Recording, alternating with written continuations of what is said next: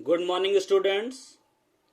Arithmetic mean में हमारा last topic जो कि आज हम देखने जा रहे हैं वो है to find out an unknown value और फ्रीक्वेंसीज, अज्ञात मूल्य अथवा आवृत्तियों का पता लगाना, लोकेशन ऑफ मिसिंग आइटम्स और मिसिंग फ्रीक्वेंसीज।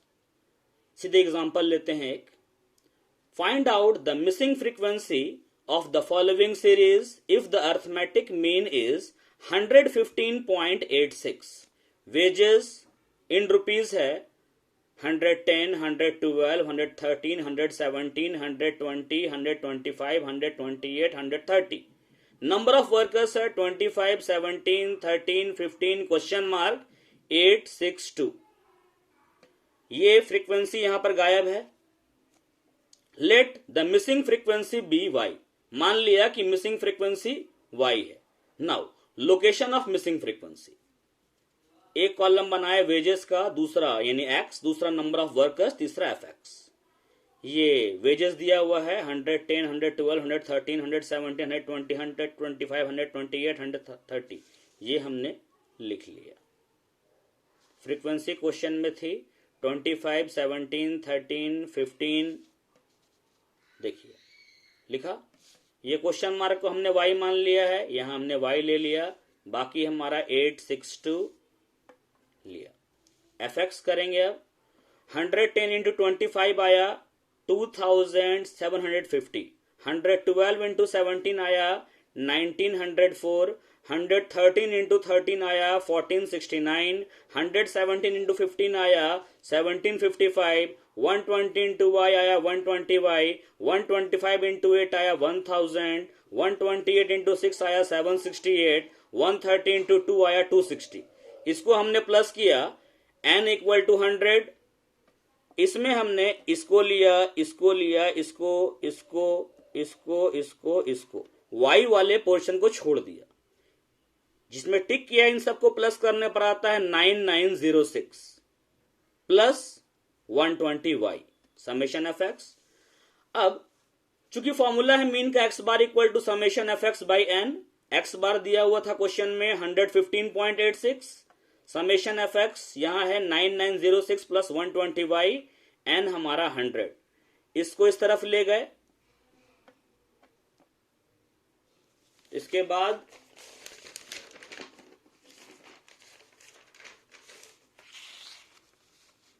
हमारा आएगा 11,586 इक्वल टू 9906 प्लस 120y। इस चीज को इधर ले आए। 11,586 माइनस 9906 इक्वल टू 120y। इसको आपस में सॉल्व किया। 1680 equal to 120y, y equal to 1680 by 120। Solve करने पर कितना आएगा ये 14। तो मिसिंग फ्रीक्वेंसी का वैल्यू कितना हो गया 14। अब कुछ theoretical parts. Merits of arithmetic mean. Arithmetic mean is the simplest measurement of central tendency of a series. It is widely used because it is easy to understand, समझने में आसान है। It is easy to calculate, गणना करना आसान है। It is used in future calculation, भावी गणनाएं करने में यानी फ्यूचर कैलकुलेशंस में इनको शामिल किया जाता है। It is based on the value of every item in the series.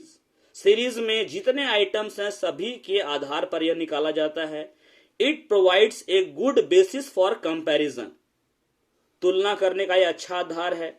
It is rigidly defined, the mean is same for the series whoever calculates it. कोई भी मीन निकाले, चूंकि फॉर्मूला रिजिड है तो अल्टीमेटली आंसर भी सबका same आएगा। The mean is A more stable measure of central tendency, मतलब आइडियल एवरेज। ये तो हो गई मेरिट्स। कुछ डीमेरिट्स भी है, लिमिटेशन। दोष क्या है पहला, the mean is unduly affected by the extreme items. मतलब सीरीज में जो एक्सट्रीम आइटम्स है, आउटर आइटम्स, उनसे मीन सबसे ज्यादा अफेक्टेड होता है। मतलब कोई एक आइटम का वैल्यू बदल जाए, पूरा मीन बदल जाएगा। इट इज अनरियलिस्टिक, अनरियलिस्टिक है ये। क्यों अनरियलिस्टिक है? क्योंकि एक्सट्रीम वैल्यू से अफेक्टेड होता है। एक्सट्रीम वैल्यू से अफेक्ट होने का मतलब कई बार जो हमारा एवरेज यानी कि मीन होता है वो पूरे पॉपुलेशन से मेल नहीं खाता। It may lead to a false conclusion, इससे गलत निष्कर्ष निकाले जा सकते हैं। It can not be accurately determined even if one of the values is not known. अगर कोई एक वैल्यू गायब कर दिया जाए पूरी सीरीज में से तो मीन का एक्यूरेट आंसर नहीं निकाला जा सकता।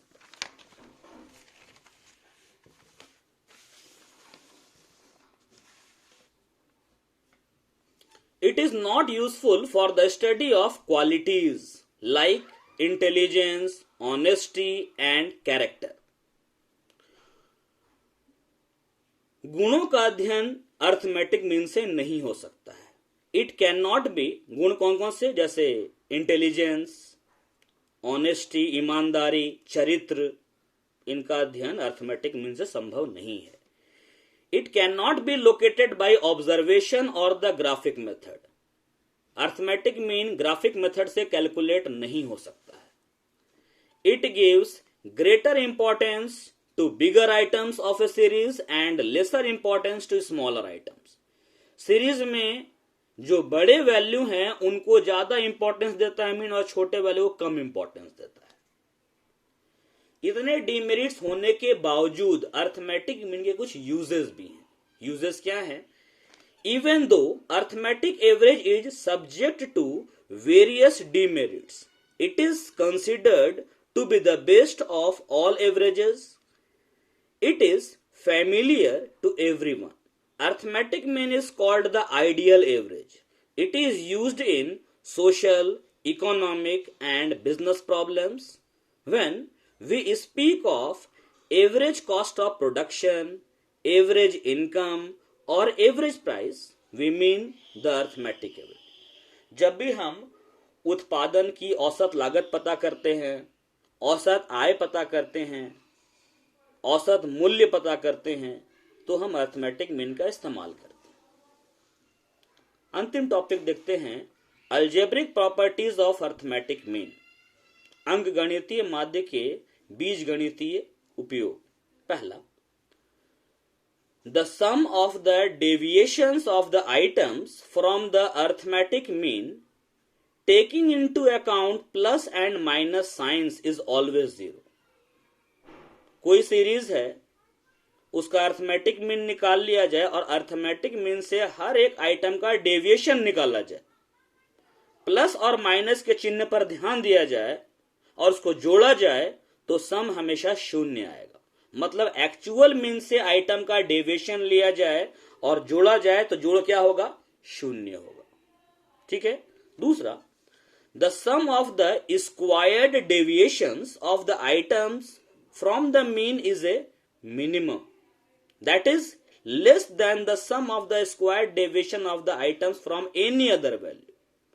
किसी भी वैल्यू की तुलना में अर्थमेटिक मीन से डेविएशन निकाला जाए और उसका स्क्वायर करके जोड़ा जाए तो जोड़ सबसे कम आएगा। यानी ये डेविएशन निकाले, आइटम माइनस एक्चुअल मीन, इसका स्क्वायर किए और जोड़ दिए, minimum. If any two of three values, that is arithmetic mean या number of items या total of the values are known, the third can be found out. x bar equal to summation x by n, तो n equal to summation x by x bar या summation x equal to x bar into n. If arithmetic mean and the number of items of two or more than two related groups are known, then their combined mean can be computed. दो अलग अलग series का, दो अलग अलग groups का number of item और arithmetic mean हमें पता है तो दोनों सीरीज को मिलाकर एक साथ सामूहिक माध्य भी ज्ञात किया जा सकता है।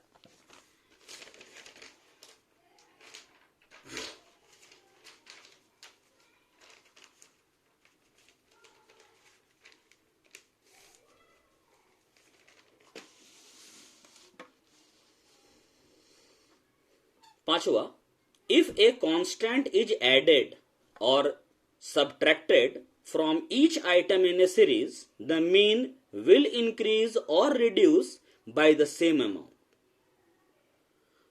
कोई सीरीज है, उसका अर्थमेटिक मीन निकाल लिया गया, अब उस सीरीज में हर एक आइटम में कुछ जोड़ दिया जाए, तो जितना हम हर एक आइटम में जोड़ेंगे, अर्थमेटिक मीन भी उतने से ही बढ़ जाएगा। या अर्थमेटिक मीन निकालने के बाद में सीरीज के हर एक आइटम में कुछ घटाया जाए, जितना हम घटाएंगे हर एक आइटम में, उतना ही हमारा मीन भी घट जाएगा। If the item in a series are multiplied by a constant, the mean will also be affected that way.